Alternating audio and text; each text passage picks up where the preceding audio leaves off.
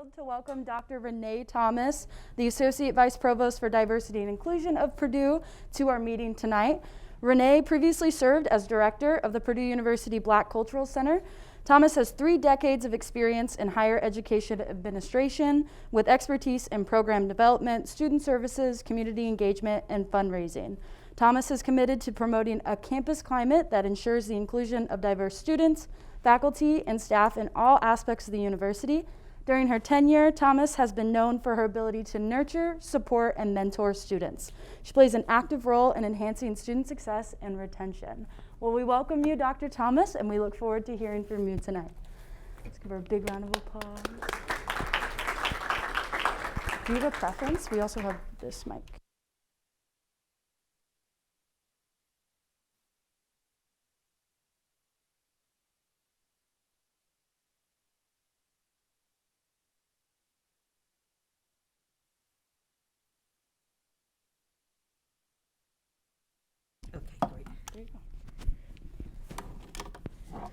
Well, I first want to begin by thanking Olivia for the invitation, and for those of you who were anticipating Dr. Gates, I'm sorry to disappoint you, but he did have a scheduling conflict this evening, so he was not able to join you all. But I will be presenting a little bit about the Division of Diversity and Inclusion, and then open it up for some questions. But I thought I would begin by just introducing myself to you all. On the screen here, you see our family shield. My maiden name is Spalding, and I am a 9th generation descendant of Edith and Benjamin Spalding. Benjamin Spalding was a freeman born in Bladen County, North Carolina, and his wife Edith was a Native American. So their children identified as mulattoes. It was significant because Benjamin Spalding was born in 1773. Thank you. Born in 1773. And for most of you in the room, that probably is not even of significance. But as an African American, it's tremendously significant because most African Americans cannot trace their history back more than 5 generations. And that's due to the horrible dismantling of families that happened during the enslavement period. So it's unusual that we can trace our history back to 1773. My family roots are in North Carolina. You'll notice on the shield there is tobacco. We were tobacco farmers, very agricultural community. There is in the center a picture of North Carolina Mutual Insurance Company. That is the oldest and longest running African American insurance company in the United States. It still exists today in the Durham, Raleigh area of North Carolina. Biblical and faith, family and faith is important to me. That's represented in the shield. And then there's also turpentine, because in addition to tobacco farmers, they also farmed turpentine. And I share that story with you because prior to my appointment in the provost office, I worked at the Black Cultural Center. So Black history is something that is very important and dear to me. And you'll see a photo of the Black Cultural Center. I wanted to also acknowledge that I spent my first 30 years here at Purdue University affiliated with the Black Cultural Center. I just transitioned into my new role as Associate Vice Provost for Diversity and Inclusion about a month ago. So I'm fairly new in the role, but hopefully I'll be able to share a little bit about some of our goals in the office. One of the things that I think is important, one of the reasons why I was hired, is to implement some of the goals and responsibilities associated with the Equity Task Force. I'm hopeful that most of you are familiar, or at least somewhat familiar, with the Equity Task Force. It was a 150-person grouping that came together to explore issues of race, campus culture, and the environment here at Purdue. And we focused on 3 things: representation, experience, and success. So those are the 3 goals that I'm responsible for the implementation of it. And I call it our brilliant Black Boilermakers for 2 reasons. One is that at Purdue we have a tendency to deficit frame our Black body, our Black student body on campus. When we think about Black students, we say, oh, well, you know, they can't compete academically, or there are some achievement gaps for our Black students. There's always a deficiency model. And I'm trying to change that language so it becomes asset framing. So I refer to our black Boilermakers as brilliant black Boilermakers, because that is who and what they are. And a large portion of the equity task force is focused on our black Boilermakers, from faculty, students, and staff. My primary responsibilities are with the student body. And we don't always tell our story here at Purdue University. We have a marvelous history. Many of us know that we were founded in 1869. We recently celebrated our 150th anniversary on the university campus. But most of us don't know that Purdue University produced over 13,000 brilliant black Boilermakers, our graduates of Purdue University. Our first black graduate was George Lacey. He graduated from pharmacy in 1890. So if you can imagine, 1890 was just one generation removed from slavery. George Lacey received his undergraduate degree from the College of Pharmacy. And then in 1894, David Robert Lewis became the first black graduate in the College of Education. And it goes on. In 1947 was a significant milestone here at Purdue University. I hope that some of you had the opportunity to attend a marvelous celebration this past Sunday, not Fall Break Sunday, but the Sunday before. We dedicated the Parker Residence Halls on campus. The Parker Residence Halls are the former Griffin Residence Halls. The Parker sisters were two African American women who were denied housing. Not only them, but every African American was denied housing in the 1940s across the United States because of the segregation that existed. But they were the first blacks to integrate the Purdue Residence Halls. 1947, so we had a major celebration of the renaming of those Parker Halls this previous weekend. In 1970, the Black Cultural Center was established. It was the result of some student protest and activism in the late 1960s, particularly after Dr. Martin Luther King was assassinated. Most predominantly white colleges and universities began to see larger numbers of African American students enrolling on those campuses. Most black students felt that there was not much that was representative of their culture and heritage, so they staged a protest here at Purdue, and out of that protest, the Black Cultural Center was birthed and was founded in 1970. A little bit of SGA history, student government history. Hopefully you know this one. The first black president of Purdue student government was Taurus Richardson. In 1990, he was elected as student body president, the first African American student body president. We had our grand opening of the Black Cultural Center in 1999. Prior to 99, we were housed in an old residential housing unit. We moved into an architecturally designed Black Cultural Center in 1999. This past year, in terms of some successes, last 2 years, Purdue University was the #1 producer of PhDs in chemistry for African Americans. Out of all the PhDs produced in the United States, African Americans, Purdue was the #1 producer. And then just 2 weeks ago, not even quite 2 weeks ago, Purdue University hired Dr. Jerome Taylor, who is the former Surgeon General, and I hope that you all have an opportunity to meet him at some time soon as well. He's a dynamic man.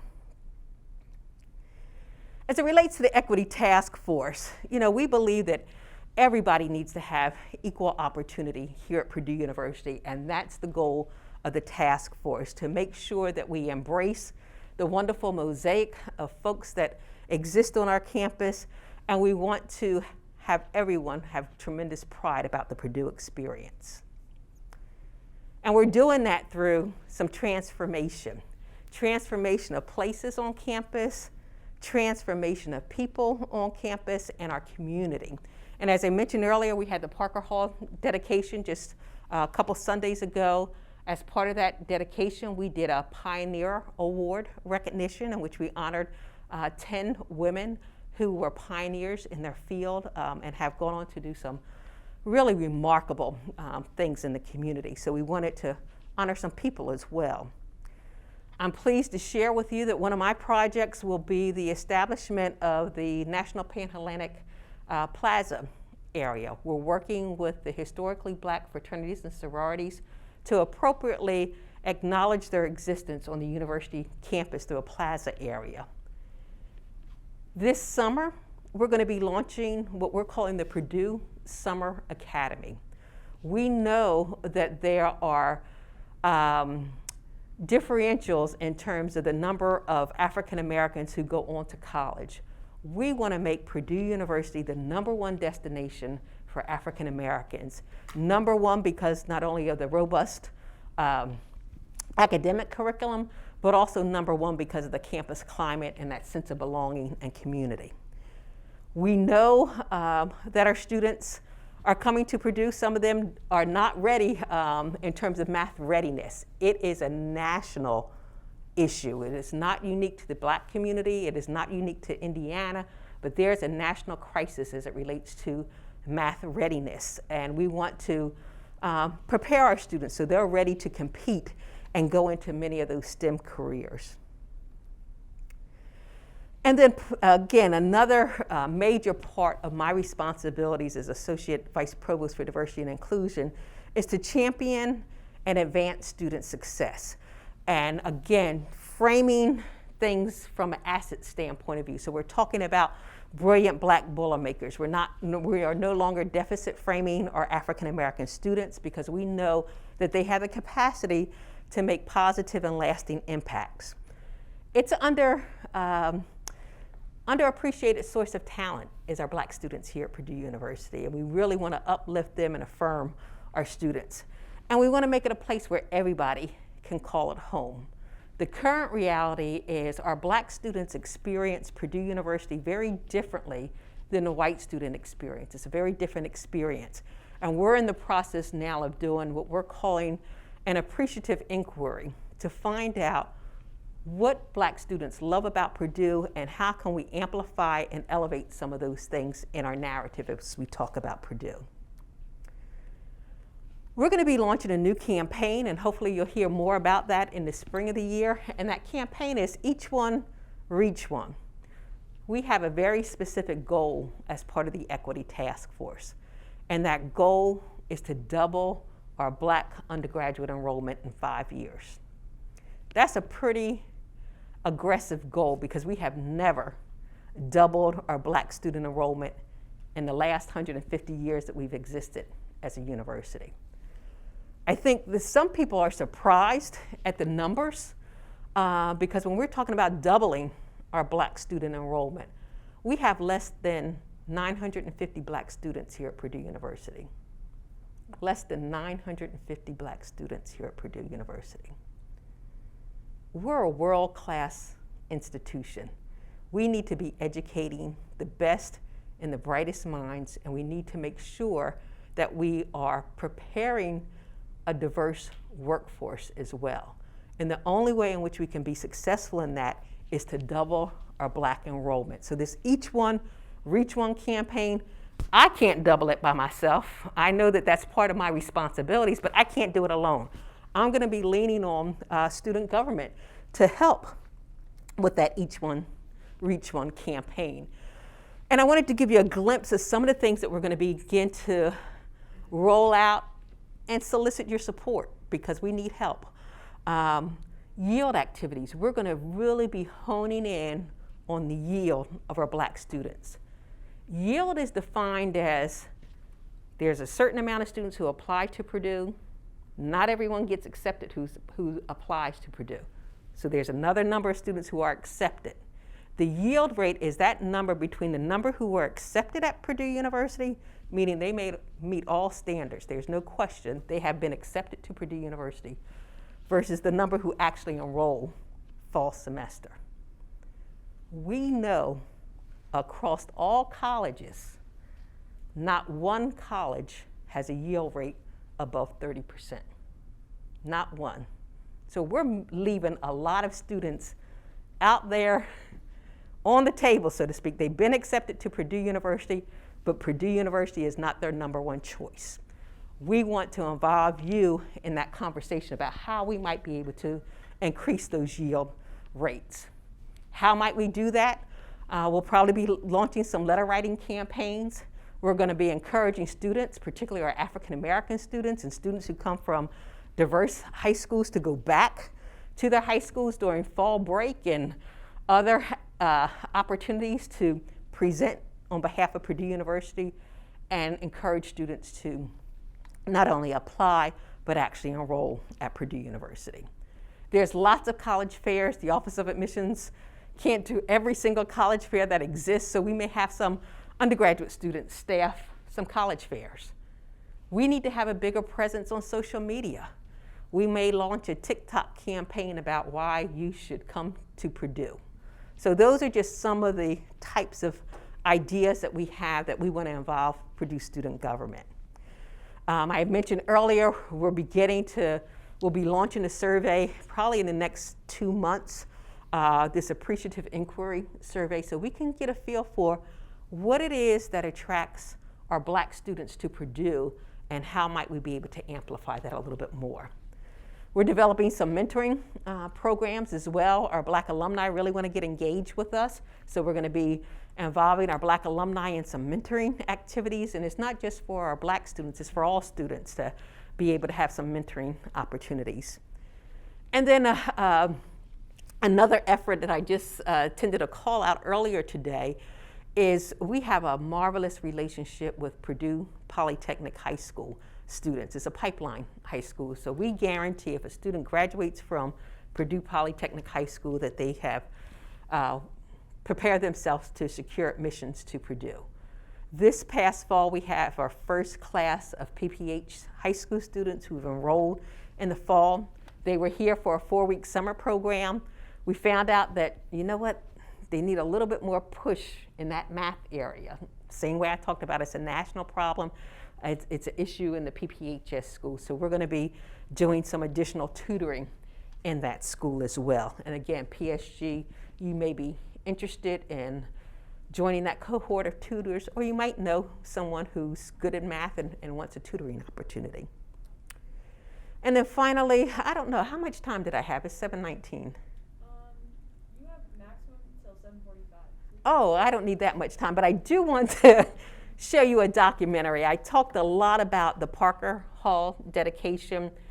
It's a wonderful and powerful story that we haven't told enough at Purdue. So you guys are a privileged group, and that you're getting access to this documentary before it's even gone public. So I'm going to share this with you. Hopefully it will be released in the next day, 2-3 days. It's about 10 minutes long, and then I'll open it up for questions.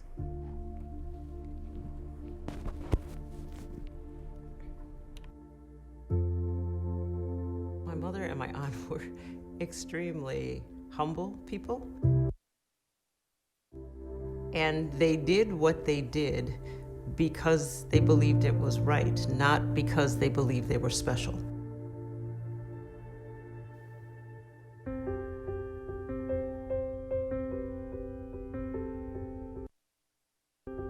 My mother was Winifred Parker White. She was the younger of the 2 Parker sisters. My mother and my aunt were since they were infants. They were only just over a year apart. And so they went through all of their schooling together, almost like you would see the growth of twins. It was not an option that my mother and aunt would not go to college. It actually all started with my grandfather. My grandfather, Frederick Parker, realized that education was the great equalizer. That when you are in the classroom learning together, it goes beyond your skin color. Because when you walk out of that room taking the same exam, you realize you are equals, and you can't let anybody ever take that away from you. And so Purdue was one that they knew of.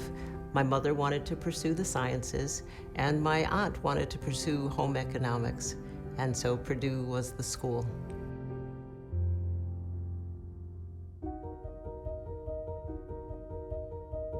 You have to remember, in the 1940s and 1950s, the The state schools actually had been integrated since the early 1900s. But the reality is, even though they were integrated in admissions processes, they were not integrated in their social environments. What happened at Purdue is that all Black people lived not in the dorm on campus, not in West Lafayette. They lived in Lafayette because Black people were not allowed to live in West Lafayette. So many of them traveled across the bridge down to 18th Street, which was the historical Black neighborhood. These individuals had a sense of isolation. There were not many African American students enrolled at Purdue University in the 1940s. They probably didn't have a sense of belonging on the university campus, and that was even amplified even more because they didn't have access to some of the same services that other students had, something as simple as living in the residence hall. And so from the mind frame of my grandfather, you saw that they were admitted into Purdue, but yet they weren't. They went ahead and they went to school, but while they were in school doing this commute, my grandfather took it upon himself to write to and talk to the president of the college. The president, we don't have enough room for you. So at that point in time, my grandfather knew he was going to have to find another channel. Their father was very active in the civil rights movement. He was friends with Thurgood Marshall and had been involved in some previous litigation against other colleges and universities relative to access issues. So he decided to go back and appeal to the governor, who he had spoken with in the past, and he wrote letters to the governor and said, I followed all the procedures. My daughters have been admitted, but they are not a part of full admissions to Purdue. And they were able to get the governor to reach back to Purdue and say, you have to integrate the dorms. And by their second semester, they were allowed to move into the dorms.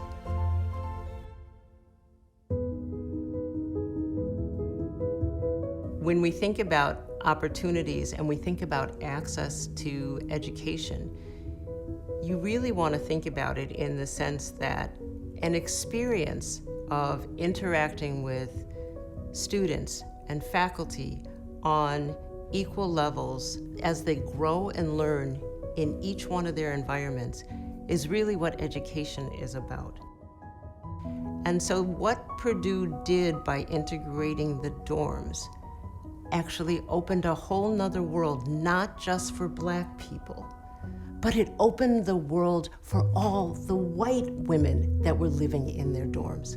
They got to demystify getting to know Black women. They walked away going, I can actually see them as people.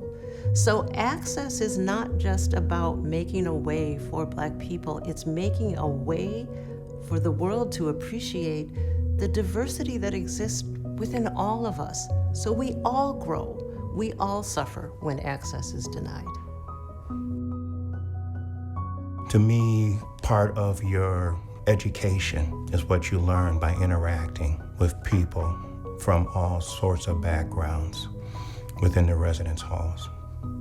And I learned a lot from the people that I met living in Wiley and making lifelong friends.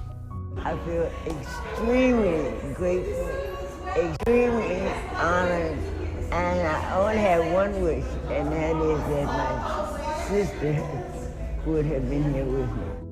When Miss Frida Parker returned for our 50th anniversary celebration, she talked about how she educated her children, and here at Purdue University. So even though she was in a hostile and an intimidating environment, she still saw the value of education. And she inspired her own children, as well as the students that she taught in the classroom, to come to Purdue University. After her passing, there was tremendous interest by alumni and friends of the family. We need to do something special for these sisters because of the significant contributions that they have made.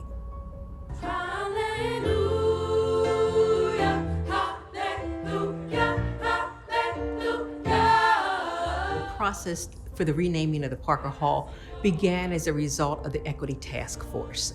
And they voted on it at one of the Board of Trustees meeting, and as a result, we're here today to celebrate the unveiling of the Parker Hall.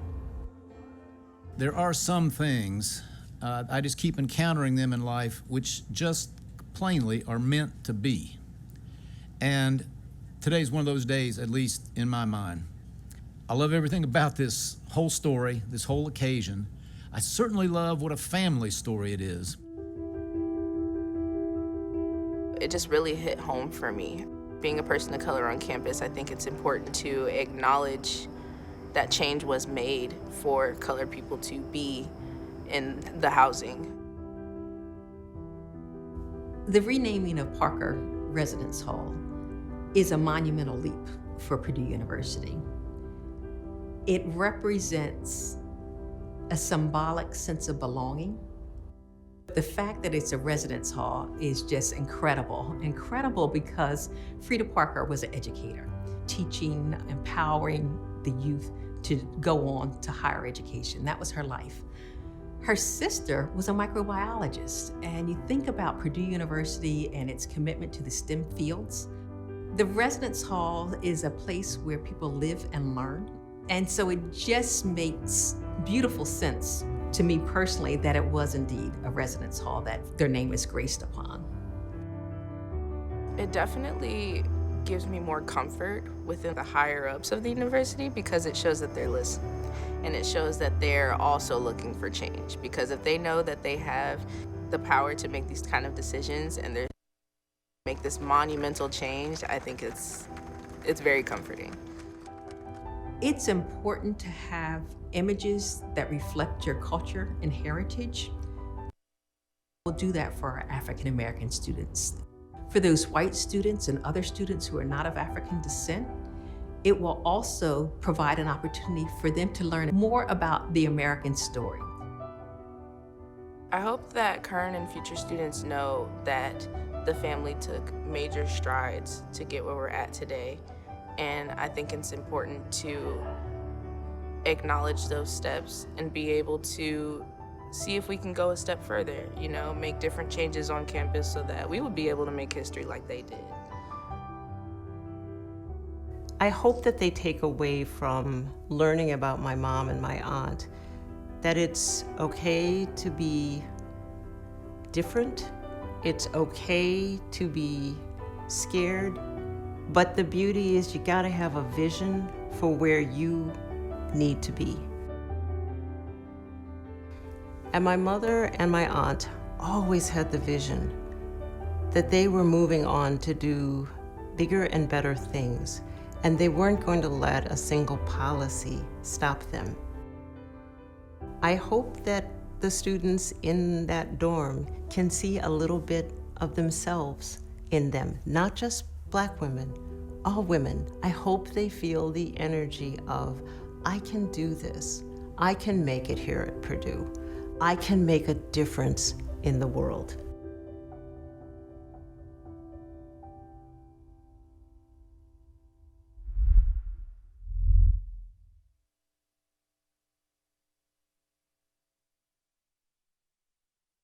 All Black people.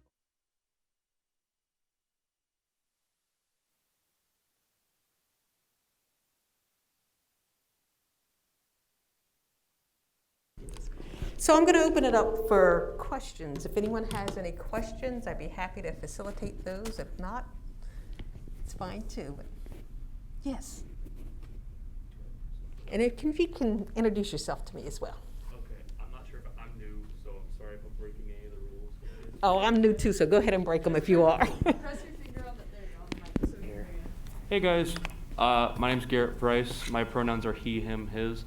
And I was wondering about the Purdue Summer Academy. Is that something we, like, as undergraduate students can help with? Is there a way we can, like, be a part of that? Because that sounds really amazing. Garrett, frankly. thank you for asking. Yes, this Purdue Summer Academy will be part of the Think Summer, the Summer Start, Summer Stay program. We are looking to hire counseling staff to work with that Summer Academy. And we're doing these 1 week, 1 credit courses in addition to the 4 week programs. So we're looking for students to serve as tutors, particularly for the math piece, 1 week, 1 credit, or a counselor in the residence halls for the summer camp program. So thank you. Yes. Hi, I'm Carly. It's so good to meet you. But my question is for my fellow Senator Mason. He had to leave, so I have his question here. Okay. So, but his question is, the efforts of the Equity Task Force are fantastic, which they are. It's astounding that you have the goal of doubling African American enrollment at Purdue, given that we have less than 1,000 African American students, which we all know is like 3%. It's kind of crazy. What is the task force doing for the Native American population, given that we have less than 50 Indigenous students whose communities have little resources to attend universities? It's amazing that you're looking at the African American students, but are you looking into any other communities as well? Yes, thank you. The primary focus of the task force is a targeted focus on the Black Boilermakers, and part of that targeted focus is because it came out of the George Floyd incident that happened as well. So there's a very targeted focus. However, even though it's targeted towards the African Americans, we know that all underrepresented minorities need attention. There is a very active Native American and Cultural and Education Center on campus, and they work very closely with graduate student recruitment through the Sloan Foundation. We are hoping that that will continue to be resourced and resourced even at a greater level. So it is not to dismiss other populations, but it is to recognize that there is some work to do with a particular focus on the African American. Thank you for that question.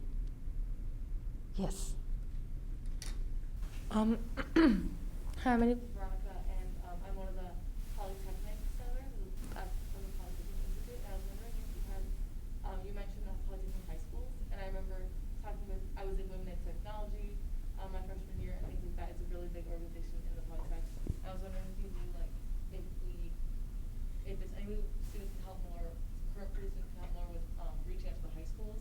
Because I know there was talk about sending me and like last year's senators there, but with the that was like freshman year actually, and like the pandemic, it didn't end up working out. But I was just wondering if there's opportunities or if that's already happening. It's not happening yet, but that math initiative that we're talking about, we're trying to recruit at least 40 students, current Purdue University students, to serve as tutors. And part of that program is that we anticipate compensating our tutors as well, so it'll be a great compensation package, plus providing transportation to and from the schools and looking at a hybrid model for virtual tutoring as well, because we know that it's going to be a 5-hour commitment to go down on Wednesdays, and the Purdue Polytechnic High School does not hold traditional classes on Wednesdays, so we're seeing that as an opportunity to dedicate Wednesdays to have some tutors go down physically to the campus, as well as do some virtual tutoring. We're going to be launching that in the spring semester. We're working with Polytechnic High School now to figure out all the details relative to that. And they're here during the summer too, so summer camp counselors is another opportunity for you. Yes. Hi, my name is Claire Bowman. My pronouns are she, her, hers. I'm representing the College of Science. I know you were talking about kind of like the pipeline where students were admitted, but they weren't, choosing to go to Purdue. And I know I've worked with the women in science and women in engineering. And I know especially with engineering, like women or just minorities, or especially Black students and other students of color, it's very difficult to go into to feel that they fit along with STEM. So what were kind of some of the ways that you were thinking about, really encouraging attendance at Purdue, for these admitted students, and so that they feel that, Purdue is really the right home for them, especially students that are considering STEM? That's where you all come into play. I'm old, so I don't know what resonates with today's students. We're going to be doing some focus groups to get that type of feedback, and I would love to hear some of the ideas that you may have. I recognize that this is not an area of expertise that I have in terms of having my pulse on the high school student who's making a decision to come to Purdue. And there's a variety of factors, you all know, because you made that decision recently in terms of location, in terms of cost. I mean, there's a whole list of things. But how might we be able to hone in on some of those things that we can do institutionally to make it that home away from home? to make students have that sense of belonging. So I'd be very interested in maybe even just pulling together a focus group for PSG to think deeply about that, and for us to begin to perhaps have a marketing campaign around some of those. So I'll look forward to hearing from you. Yes. Hi, Dr. Thomas. My name is Shannon King. We spoke over the summer. It's great to finally meet you. There are so many initiatives happening, and I feel like each one will definitely kind of reach that goal of trying to double the enrollment here at Purdue. Can you maybe tell us which one's your favorite or which one's you're most excited about right now? You're right. There's a long list. And I'll be honest, I don't have a favorite yet. And I think part of it is that I'm 3 weeks into my position. So I am being a sponge at this point. I'm absorbing as much information as I can from a variety of constituents and a variety of stakeholders. At some point, I'm gonna take that sponge and start wringing it and seeing what droplets are the most attractive. Not only the most attractive, what are those low-hanging fruits that we can have some immediate success on? What are those things that we recognize are long-term goals, but how might we be able to put things in place so that we're able to achieve those long-term goals? I know I didn't answer your question because I don't have the answer yet, but invite me back in a year and I'll say, you know, these are the 3 top priorities and this is the success that we've had on them. But I'm excited because it is a transformational time at Purdue University. We are poised to do some things that we've never done before. I'm standing on my tippy toes in anticipation of what the future holds. So I'm excited about it. Yes, there was a question over here. Hi, my name is Lynn. I use he, him pronouns. I had a question there's this program, it's called Teach for America, which is often people who just graduated college and go and help in teaching like lower class schools and for like mostly elementary and middle school, especially for teaching for like math and science programs. They also do a program where they help pay students, alumni who have graduated from the Teach for America program to go into graduate school programs for different universities. I don't know if that's something that we've looked at or could look at for Purdue students to also get involved with Teach for America. Great, thank you. Appreciate the suggestion. I'm a little bit familiar with the Teach for America program and know several students have done that. And it's a wonderful way to, if you have lots of debt, to pay off your debt as well, because they provide tuition assistance with that too. Any other questions? I guess I bumped up to your 7:45 time. I didn't expect to take this much time, but I appreciate your attention. I appreciate your interest in what we're doing. And most importantly, I appreciate the leaders that you all are. You guys, I said it earlier and I'll say it again, you sit in a very privileged spot here at Purdue University. You all represent the voice of Purdue University. And I hope that you take that position of privilege and position of power and use it to help the entire student body. And don't just focus so narrowly that there are populations that you're missing out on in terms of your service to the university community. So thank you for the important work that you're doing. I'm excited to see and read more about PSG and what you all are doing. And Olivia, again, I appreciate the invitation. And hopefully Dr. Gates might be able to fill in that November 15th. I don't know. But thank you so much for your interest. Thank you so much. Oops. All right, have a good night. Awesome. Have a good one. Let me get situated here and we'll get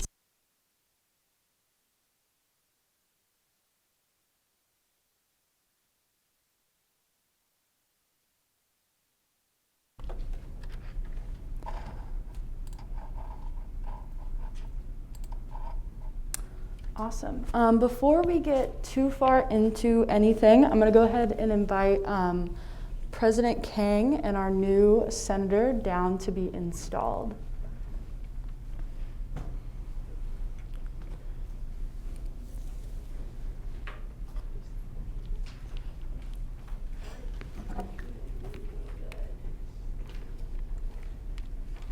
Hello?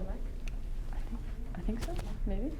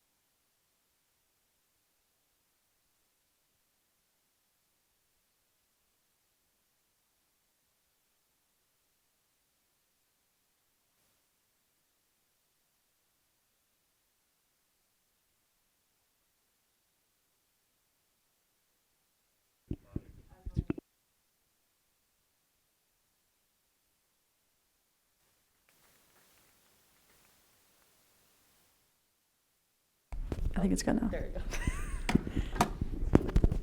We're still in fall break brain fog, y'all. We're making it through.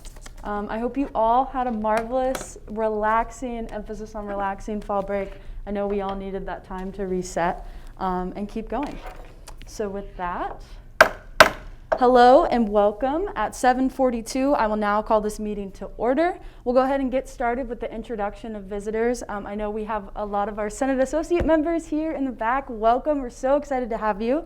If you'd like to go ahead and introduce yourself and the college you'll be representing, you can just push down on the little black box in front of you and hold it down and the light will turn on. Hey everyone, my name's Nathan Impellizzeri. Like I said, I'm a SAM and I'm representing the Krannert School of Management. Hello, my name is Henry Castro and I am also a SAM and I'm representing the College of Liberal Arts. Hi, I'm Becca Jennings. I am representing the Honors College as a SAM. Hi, I'm Irene Scudder. I'm representing the College of Education and I'm also a SAM. Hi, my name is Katie Del Real and I'm representing the College of Engineering.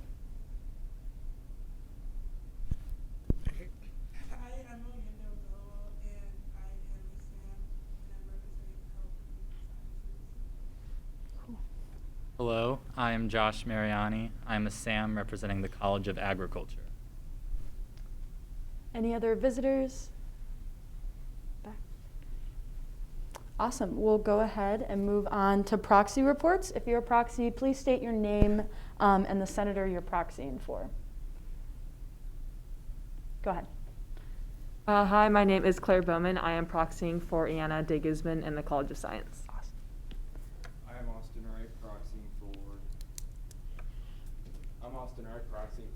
Scott Ashby. Okay, awesome. Any other proxies this evening? Seeing none, we'll move into roll call with our secretary.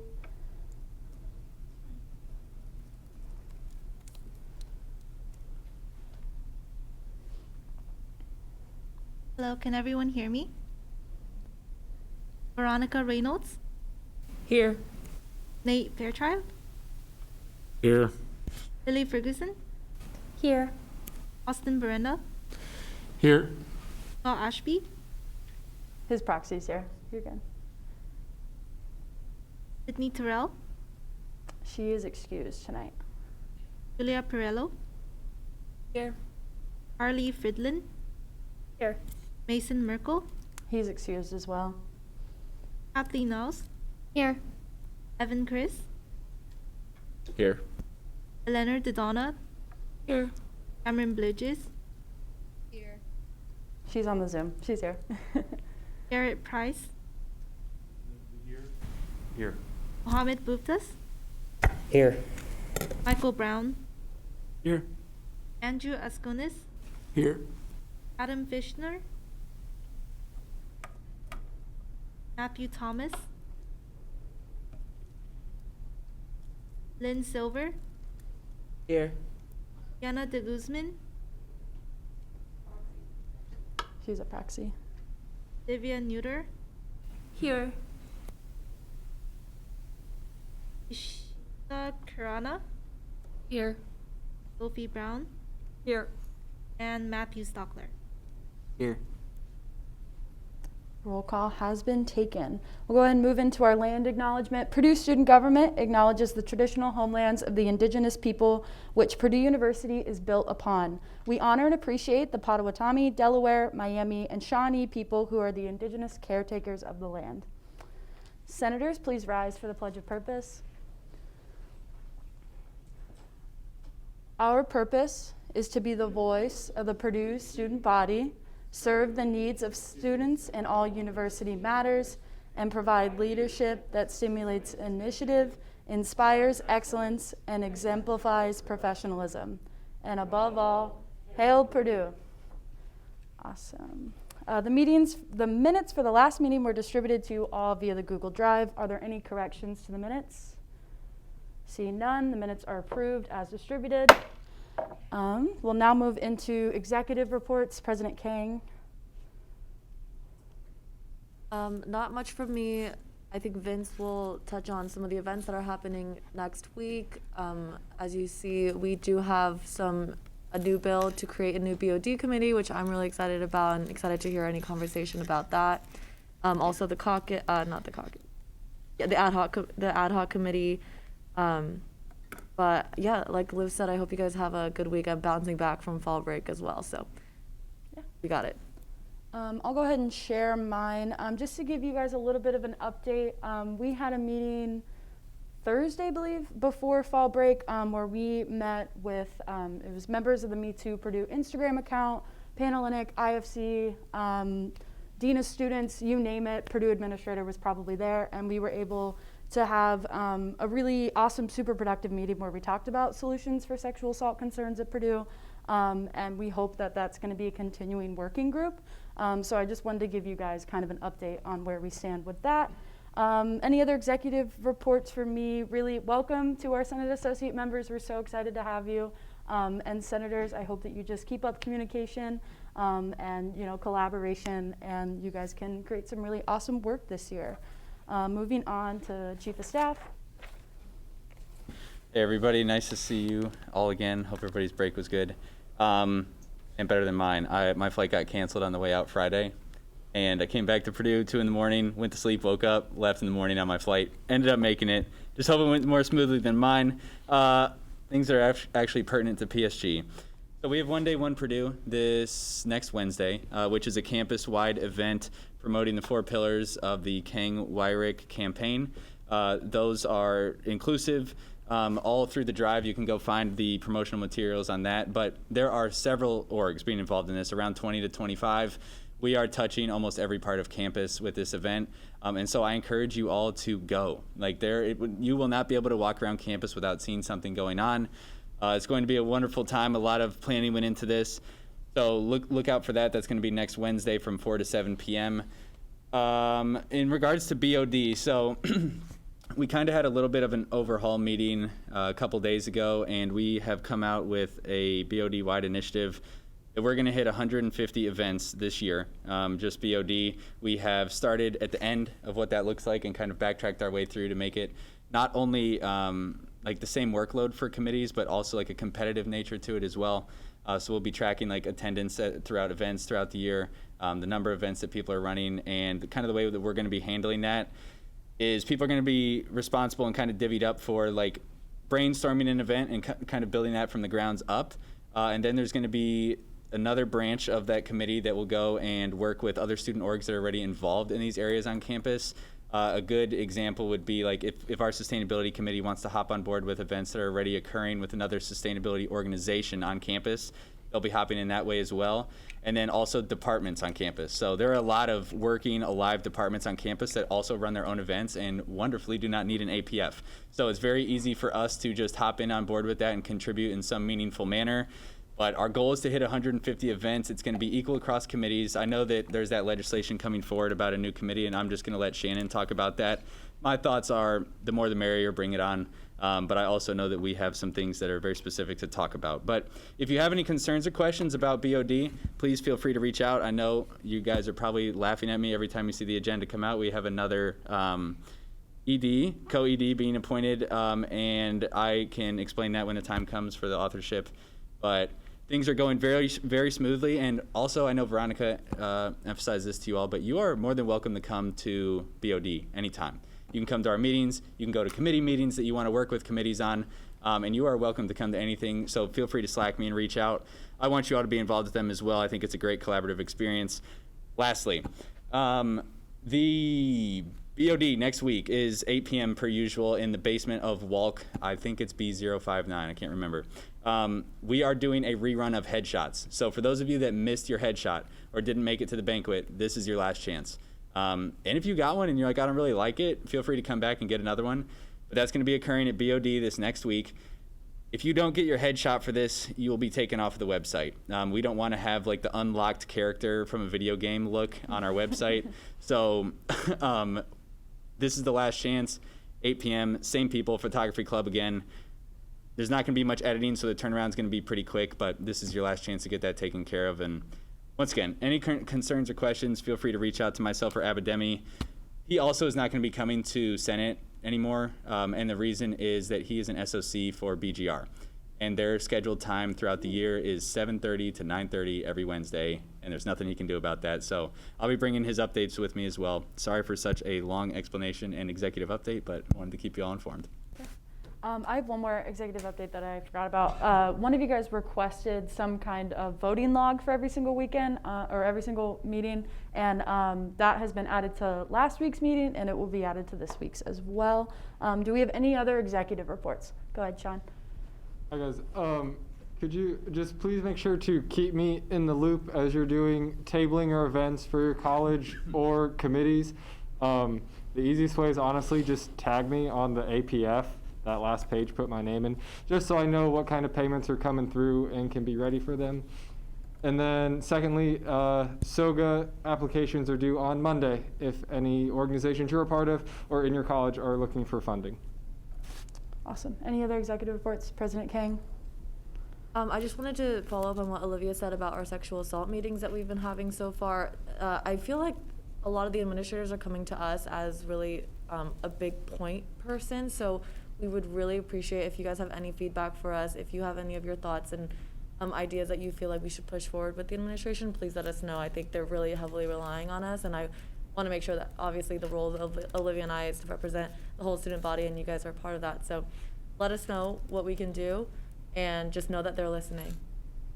Yeah. Any other executive reports? Seeing none, moving on to committees, internal affairs.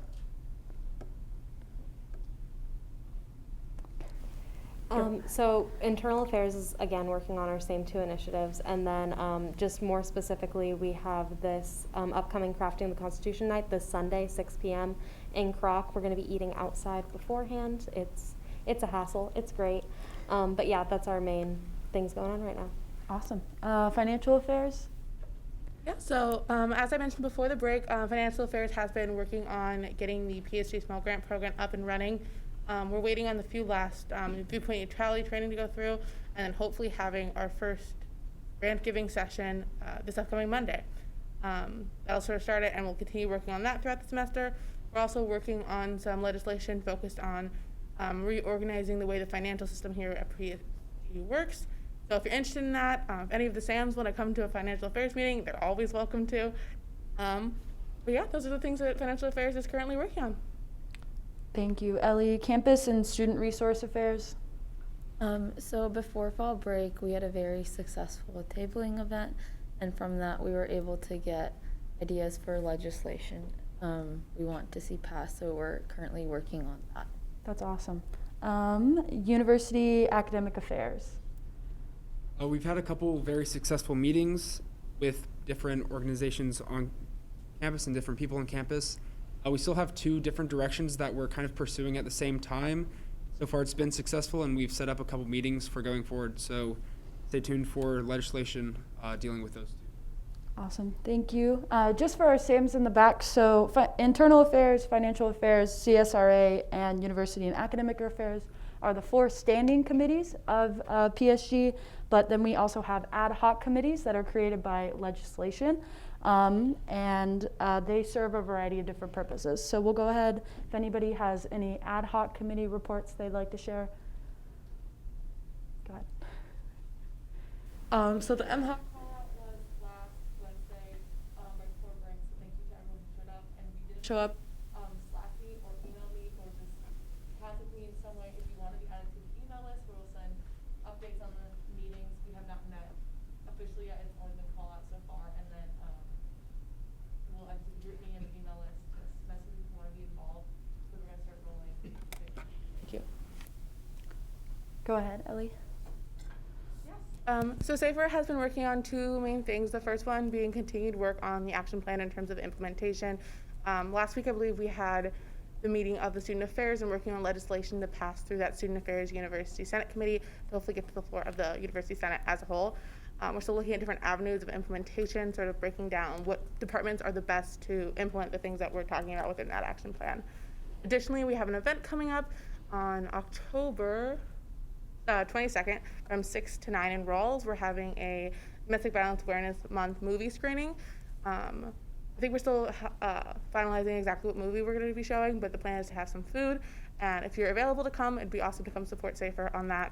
And yeah. Go ahead, Veronica. I just want to say really quickly for the Sams in the back who I realize might not know, MHA is Mental Health Action Week Planning Committee. And it's a committee where anyone not even in PSG can join. So if you have friends too that you think might be wanting to plan this, if you're not a freshman, Mental Health Action Week has been on campus for, this is going to be the third year now. So we're just a planning committee for that. So you can reach out to me for that. And then if Ellie, you want to talk about yours. So SAFER stands for Safety, Accountability, and Fostering an Environment of Respect that focuses on combating sexual misconduct on campus. Awesome. Any other committee reports? Seeing none, we'll move into informal discussion, which, there we go. Any informal discussion? Go ahead, Senator Fredlin. Okay, this is again from Mason. But he wanted me to tell all of you that you should follow WL for Climate on Instagram, and that there is a climate march on Friday where a trustee member will be. Awesome. Thanks. Any other informal discussion? Go ahead.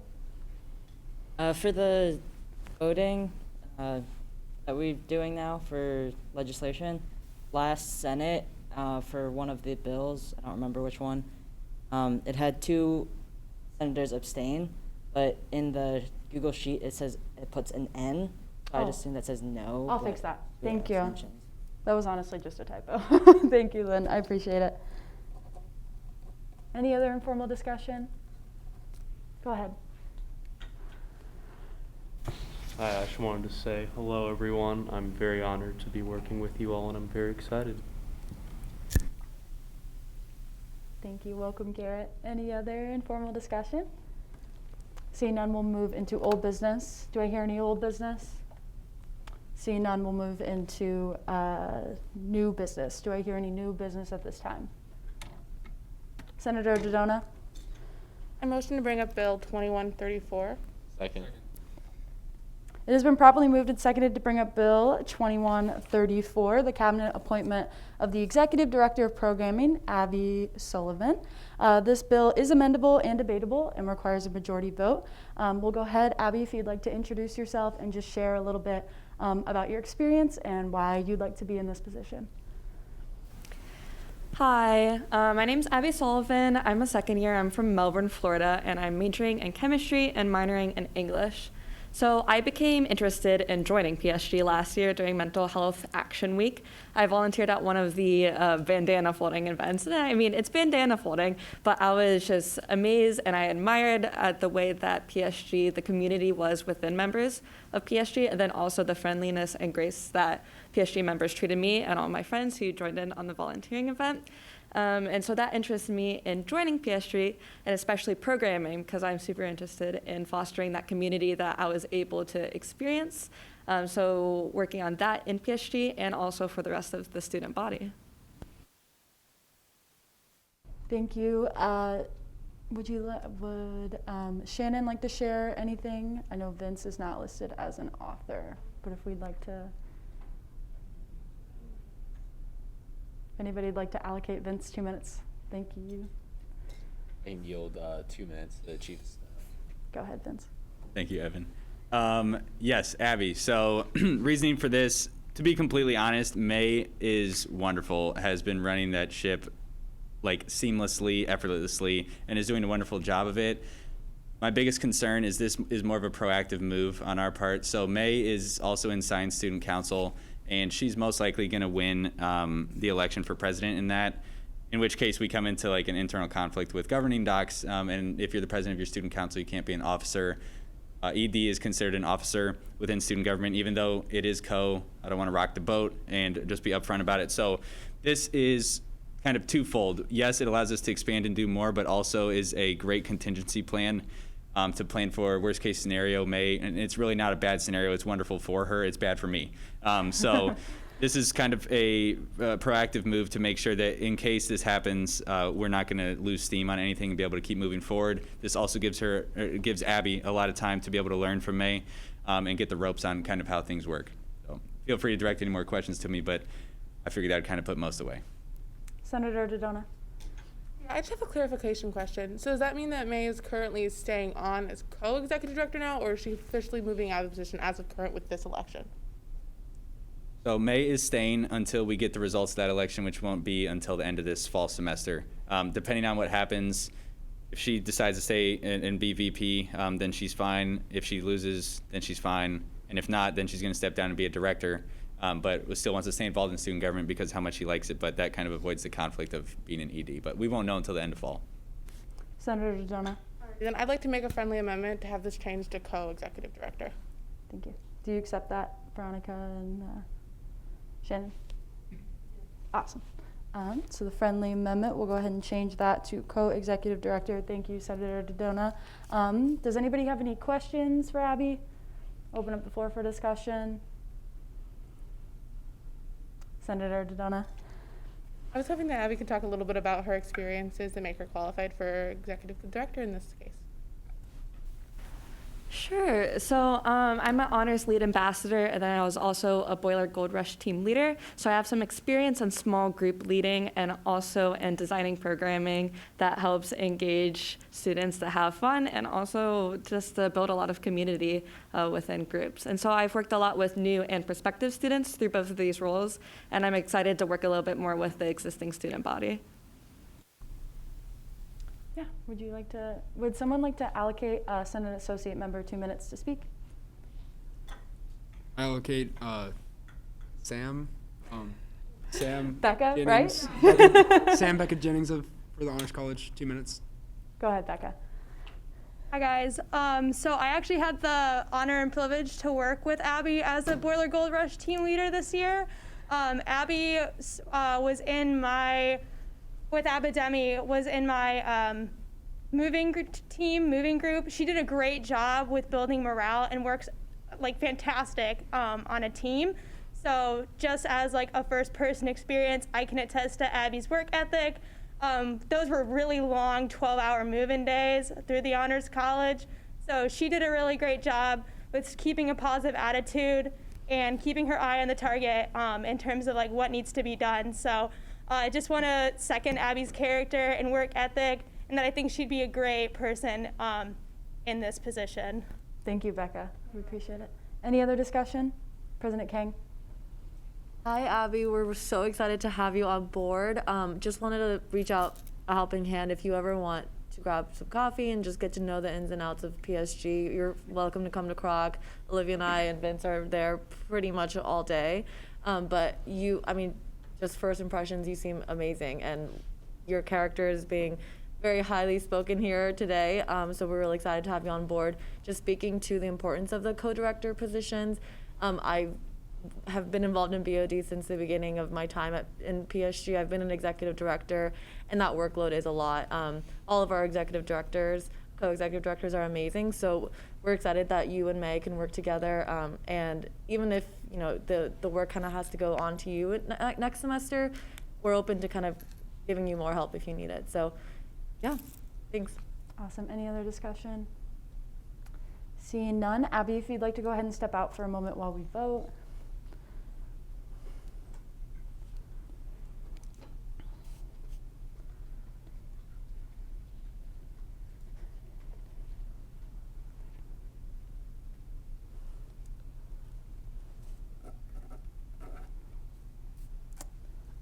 we'll go ahead and move into a vote on Bill 2134. All those in favor, please raise your name placards. All opposed, same sign. Any abstentions? Bill 2134 passes unanimously.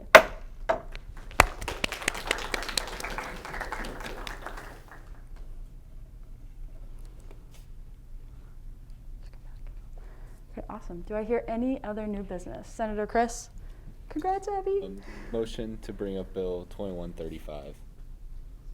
It has been properly motioned and seconded to bring up Bill 2135, proposal for the creation of a mental health and well-being committee in the board of directors. This is amendable and debatable and requires a majority vote. We'll go ahead and start with discussion from our author, President Kang.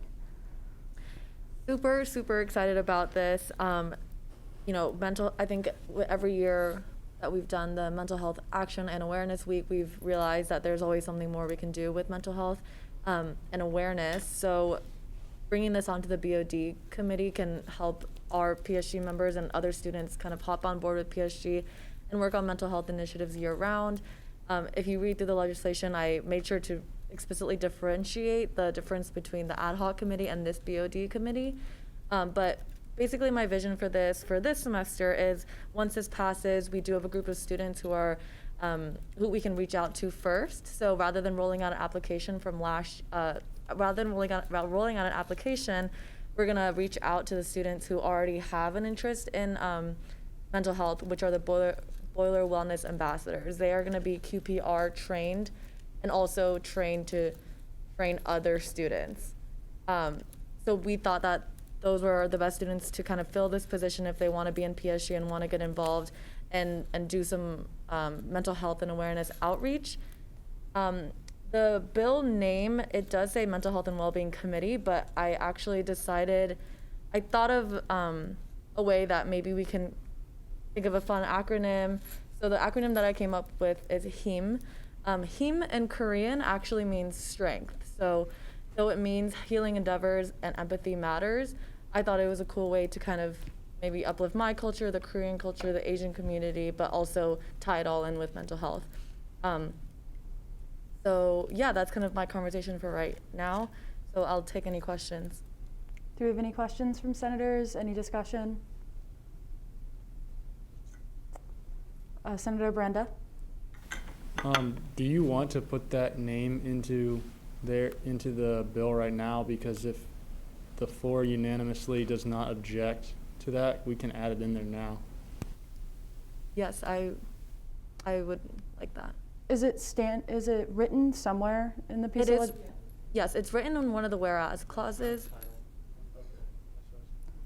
Okay. I was gonna ask for a friendly amendment for like the first that clause after it says therefore be it enacted, for that phrase to include the HEAM acronym.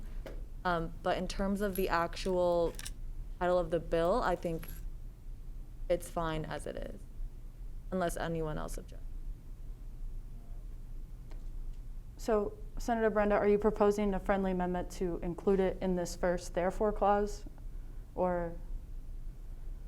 No, I was just curious if that's what the president was intending to do. Yeah, I think we wanted to make it just really broad, and so everybody knew. Personally, Shannon had to explain HEAM to me. We thought, we sat in the office for a good day and a half trying to think of an acronym.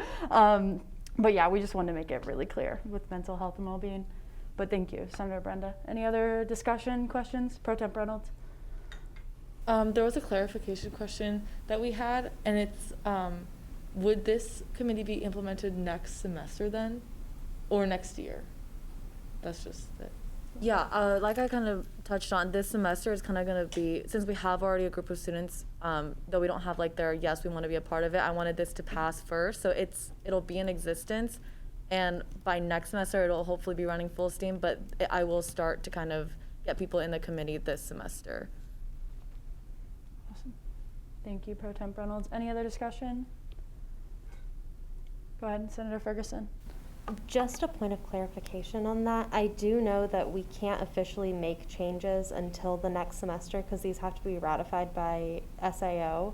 I think that we should definitely make moving points forward. It just won't happen in an official capacity until next semester. Mike, do you know if, because it's when we change our governing documents, they have to be approved by SAO. Do you know if that can be done before, you know what I mean? Do we have to wait till the end of the semester, or can it happen on a rolling basis? I don't know the official answer, but I will say if you are passionate about something, put it together and send an email. Cool. Okay.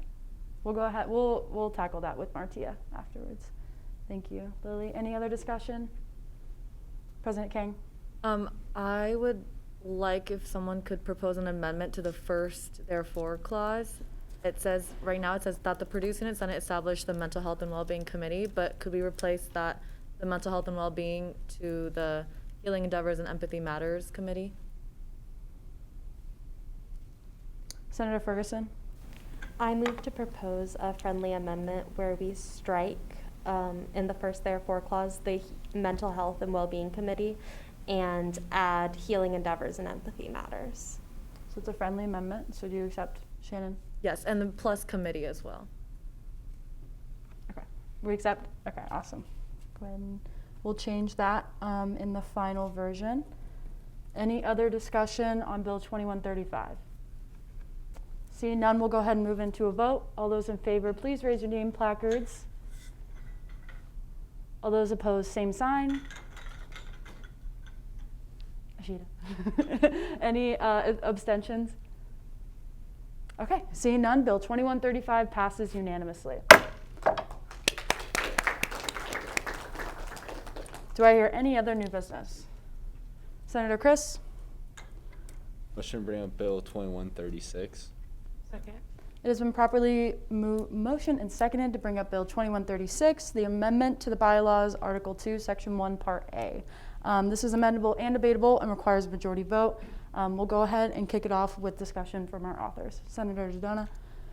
Yeah, so both pieces of the legislation have the goal to sort of provide clearer structure to these sections of the bylaws, consolidate information, and offer clearer explanations of the duties and responsibilities of both the committees and the committee's chairs. Most of this legislation is simply reorganizing already existing content, but anything of substantive changes is highlighted in yellow for you all to note. Some notable points of this piece of legislation is that it requires for the first committee meeting to occur over the summer. It has CSRA be responsible for all purview of ad hoc committees, and it continues in this section financial affairs small grant duties. Awesome. Thank you, Ellie. Lily, do you have anything else to add? Okay, we'll go ahead and open it up to discussion. Any discussion on Bill 2136? Pro Temp Reynolds. I just wanted to say to the room that I had concerns about this bill in Part A 1 function of standing committees, about what's highlighted in yellow about standing committees are required to have their first meeting before the start of this fall semester. I had concerns about that because sometimes you don't know how it will be with the new administration, you don't know how busy people will be. What if someone who deserves to be chair cannot make it, or is busy over the summer with internships or whatever? But I just want to say that I discussed this with Ellie and Lily, and they said that it's not saying meet weekly. It just says meet once to have the election. So I just wanted to clarify that with everybody because that was a point of concern for me. So this would just be not like weekly meetings out of your summer. It would just be a meeting to make sure that there is chairs in place so that we can roll faster in the beginning of the school year. Senator Dodona. Just to sort of reiterate what Pro Temp Reynolds said, the intention is not to have these meetings every week and be a big burden to senators over the summer. It's simply to establish that point person, especially for new senators, to have that connection to Senate leadership, as well as sort of distribute some logistical planning that Senate requires to all Senate leaders to allow for just those duties to be upheld because they're already on Senate leaders, to have that done quicker and to sort of have that first organization meeting that needs to happen over the summer so that when school gets hectic, we can have that person in place before the school semester starts. Awesome. Thank you, Ellie. Any other discussion? Senator Brenda.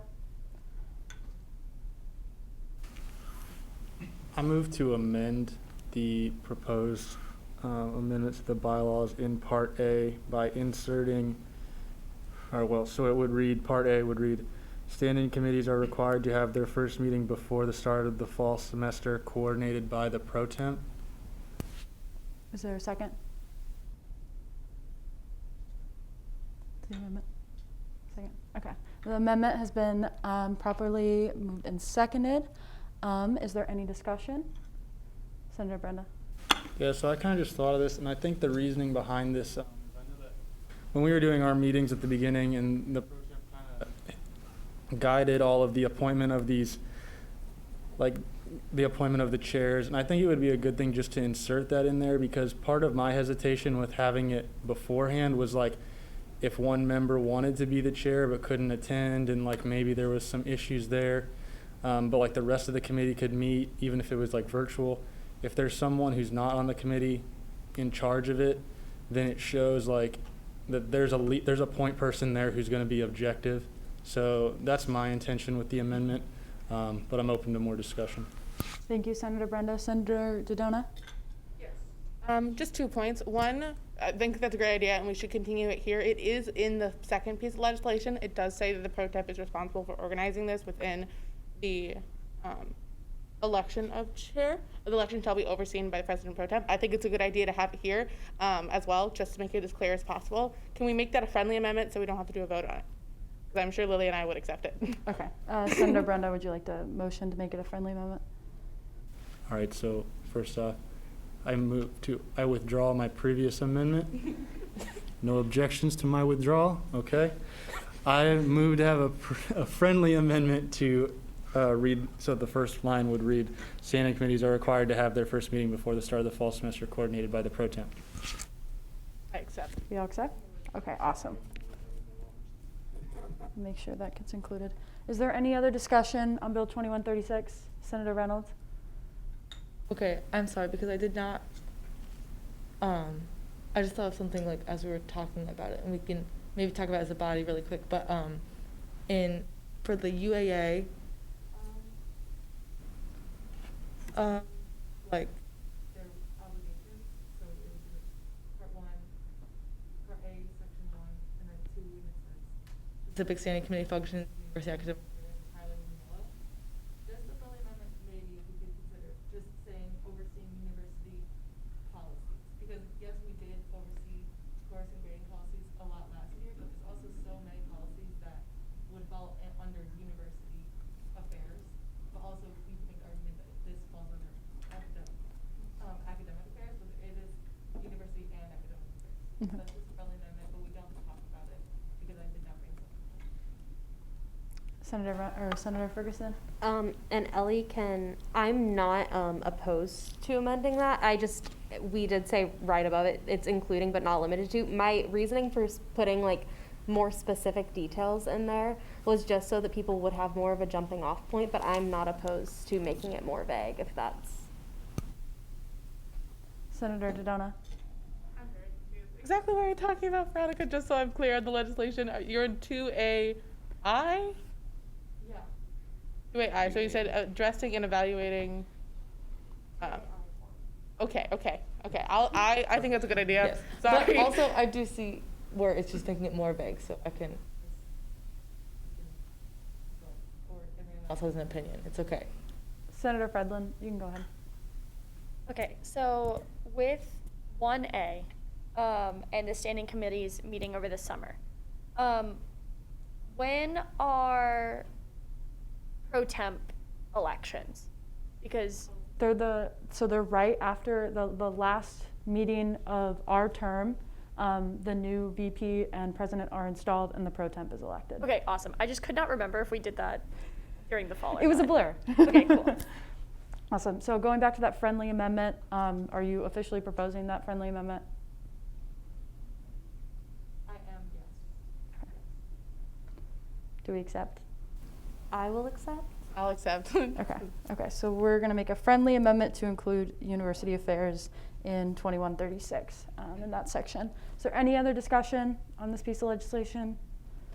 Okay, seeing none, we'll go ahead and move into a vote. All those in favor, please raise your name placards. This side of the room, you're kind of slow today. All those opposed, same sign. Any abstentions? Seeing none, Bill 2136 passes unanimously.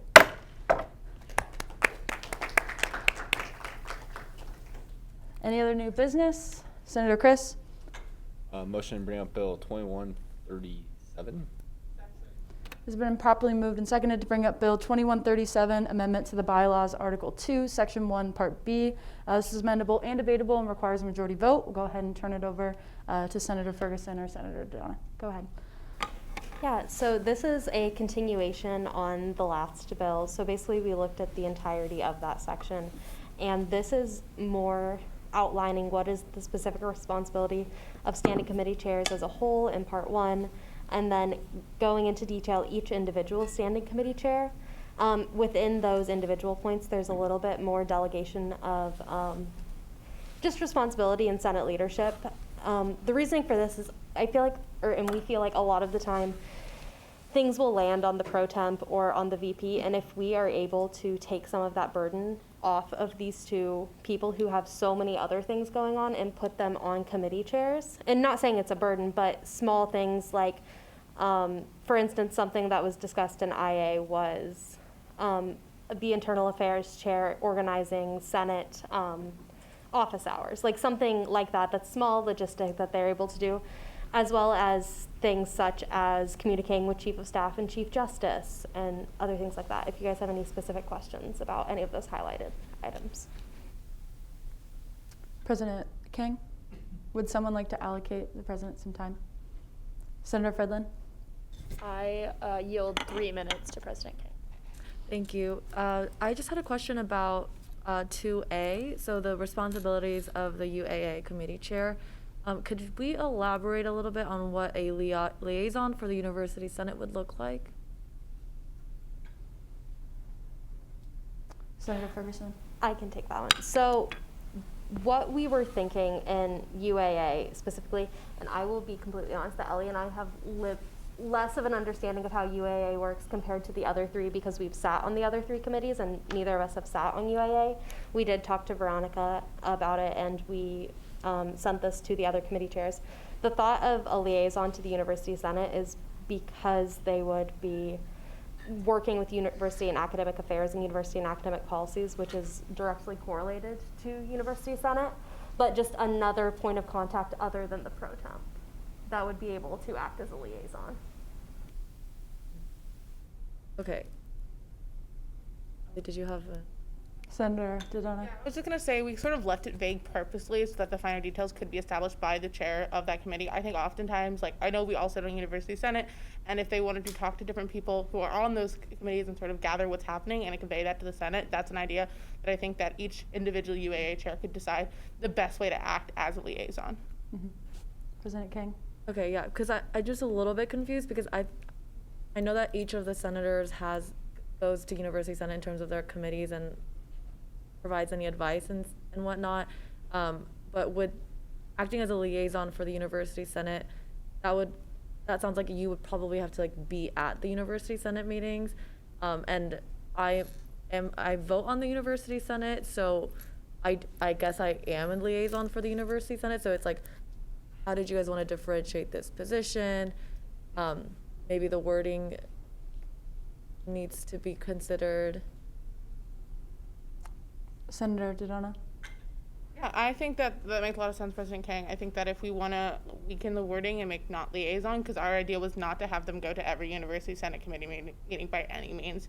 It was sort of the idea of of collecting some of that information from senators who are going, and there are a lot of important things that are happening in committee, and I can't tell you what's going on in the Sustainability University Committee, but a liaison could talk to the people who are sitting on that and get an idea of, well, these are important things that are happening that are not being brought up as of currently. So that was more my idea. I'm not sure how we would weaken the word liaison. If anyone has any suggestions, I'm sure Senator Ferguson and I are great to hear it, or she has one.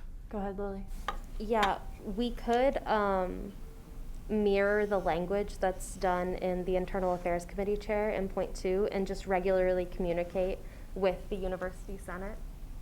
Yeah, or you can even say that they can regularly communicate with the university and University Senate and or the president, because I'm pretty much like required to be there just as a vote. So I'm sitting through the whole thing, and if they want any updates or if they want to sit in the meeting or catch up with me after, that's completely, I think that'd be very resourceful.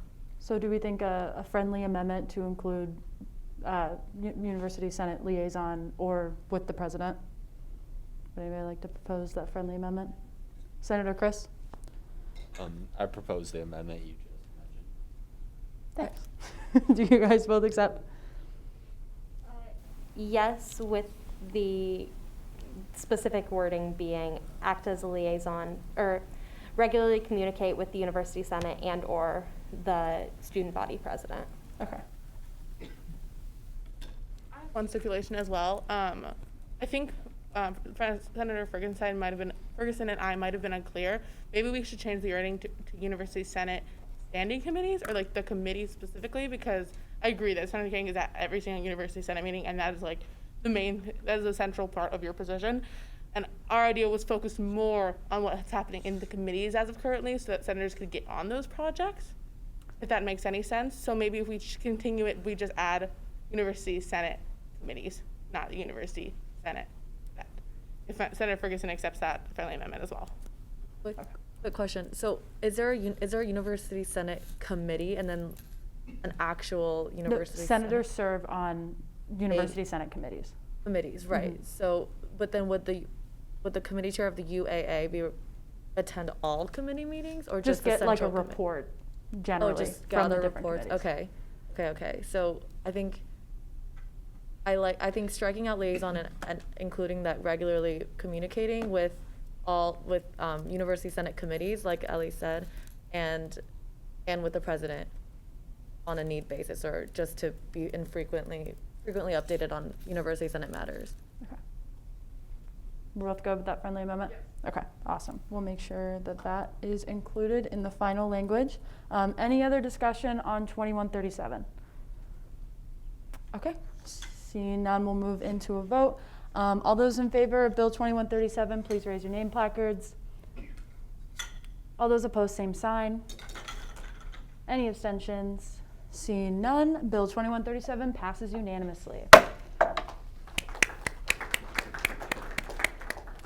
Awesome. Any other new business? We're whipping through this, guys. Senator Chris, go ahead. Motion to bring up Bill 2138. Second. It has been properly moved and seconded to bring up Bill 2138, proposal for PSG ad hoc committee on lesbian, gay, bisexual, transgender, and queer student rights. This is amendable and debatable and requires a majority vote. And we'll go ahead and turn it over to any of the authors who'd like to speak first. Senator Ferguson. Yeah, so I can introduce this bill. Basically, how this bill came about was we sat down, or most of you were there. We had Lowell Kane, the director of the LGBTQ Center, come and speak to us at a Senate meeting a few Senate meetings ago, feels like forever ago. But from that, a few of the senators who expressed interest sat down with them, and we were able to come up with this idea to create a working group, and in our case, an ad hoc committee, where we can start to look at specific resource allocation for our LGBTQ students. There were a lot of different points that were made, and we were thinking about moving this in the direction of looking at advocacy in the terms of creating a strategic plan. But that is obviously still in the works, and right now we're just looking at creating the ad hoc committee. So I'll open it up to any of the other authors that want to make points. Senator Silver? Yeah, and just to add on to that, with the ad hoc committee, it allows other students who are not affiliated with PSG to join in.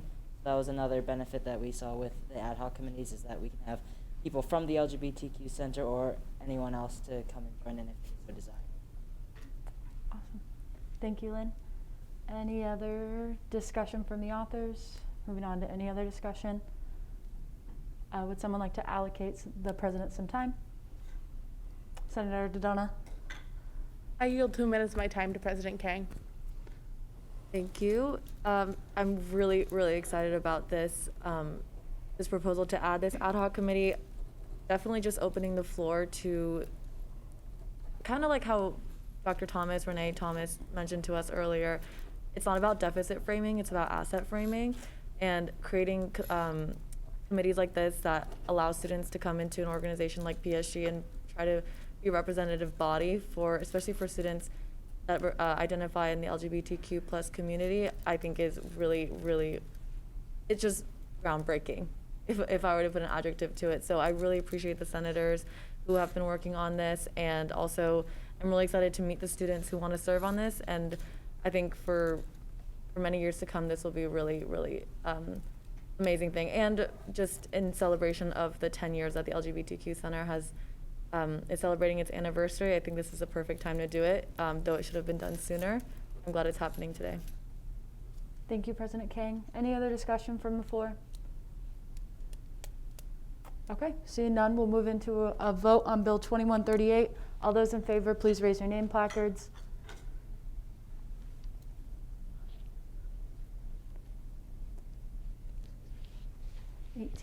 Any opposed? Any abstentions? Okay, with a vote of 18-0 to 1, Bill 2138 passes.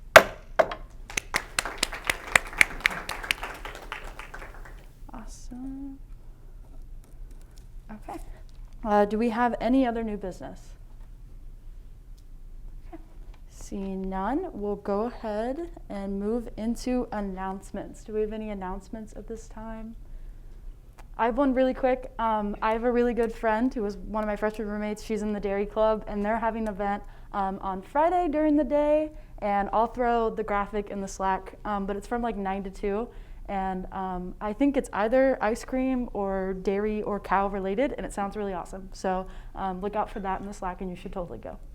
Any other announcements? Go ahead. Yeah, this should have been brought up during informal discussion, but we're now getting to it. So the Student Affairs University Senate Committee have discussed and brought forward a piece of legislation to University Senate discussing the Sexual Assault Action Plan. And basically what SAFER did is we took it was either 3 or 4 of our main goals and gave it to them. There was some good discussion from that, and we're looking forward to working with the committee to go through those policies specifically. Awesome. Thank you so much for the update. Any other announcements? Go ahead, Pro Temp Reynolds. I just had a quick announcement that if senators are really encouraged to mingle with their SAMs afterwards, I will be trying to hook them up with their senators after this meeting. Cool beans. Any other announcements? President oh my gosh. I don't even know. President Kang. Manifesting the future. So this Friday there is a peaceful climate march. They're meeting at Memorial Mall at 3:30. This is with PSSC, I believe, also with the West Lafayette for Climate Action people. And yeah, so if you guys want to come out and march, then meet at Memorial Mall. Cool beans. Any other announcements? Seeing none, we'll move into Senate snaps. Our Senate associate members or proxies, any new senators, Senate snaps are a time where you can recognize the work of anybody in PSG. And just so you know, I took your feedback. We have a really awesome bucket of snacks now. So who has some Senate snaps to distribute? Yeah, go ahead. Just snaps for all the Senate associate members who dressed up and came out and spent several hours of their time to come to the Senate meeting and find out more about it, and also for volunteering for it. Any other Senate snaps? Yeah, go ahead. I have 3. The first one goes to all the members of the CSRA committee for being really good and patient with me and like putting on a very successful tabling event. And then a specific one to Senator Pierce. He was new, but at the tabling event, he was so good with getting people to come to the table and talking with them. So special snap for that. And then my third one goes to Senator Evans, for being patient with me and helping me and answering all my questions, because he served as the previous chair last year. And he helped me adjust into my role as a chair for the committee this year. Awesome. That's awesome to hear. Thank you, guys. What are the Senate snaps we have? Senator Dodona. Yes, I want to give special snaps to Vice President Wyrick, Senator Ferguson, Senator Brenda, as well as Senator Ashby. I know Senator Ferguson and all of you worked really hard on getting a statement out from the College of Ag revolving around sexual assault on campus and that issue. And I know it wasn't exactly what everyone wanted it to be, but it's still a great step forward, and especially in opening those doors. And I just think it should be really a really momentous occasion for a college to make a statement like that. And I think it's awesome work that you guys were able to get that done. Awesome. Thank you, Ellie. Senator Brenda. I'm going to point out that Senator Ferguson deserves like 95% of that. I was just like a proofreader. Go ahead, Pro Tem Reynolds. I think we can all agree Senator Ferguson deserves more, along with Senator Dodona, they wrote 3 pieces of legislation today that obviously took a lot of time. The 2 you worked on together and the one that Lily worked on with other senators as well. So everyone who wrote legislation today, I'm going to give a snap. But good job, everybody. It's been a good meeting. I genuinely thought we would have nothing on the agenda, and then they sent me an email with four pieces of legislation. So it's awesome to see that. And that means that anyone can write legislation. Ooh, awesome. Thank you. We're going to give that a snap. Go ahead, Andrew. Yeah, I just want to get snaps to our chief of staff. So next week we have One Day One Purdue, and that's kind of monumental for Purdue in general, just having something with all these different student organizations collaborating, as well as snaps to Shannon for bringing the idea for other orgs to come into our space to build on our platform that we have. Awesome. Thank you. Go ahead. Wanted to give snaps to Senator Price for joining us here in his first meeting, and he seems very enthusiastic, very eager to contribute to Senate this year, and I'm looking forward to working with him this year. Yeah, I love the Purdue tie, personally. Any other Senate snaps? Go ahead, President King. The year is flying by. It's already like past midterms, but I'm just so proud of all of us for really putting our efforts out, and I feel like we've really broke down a lot of barriers in terms of how women speak out about sexual assault, how we're creating something like an LGBTQ ad hoc committee. There's just so much that's been happening, especially with One Day One Purdue, like just inviting a space where students feel like they can step into it without any judgment or without any resentment or just openness and honesty. So I'm really proud of you guys. Keep it going. We're almost there. But I just know that I'm really, really proud of you. Snaps to everyone. Thank you, President King. Y'all are going to run me out of snacks this evening. Any other snaps?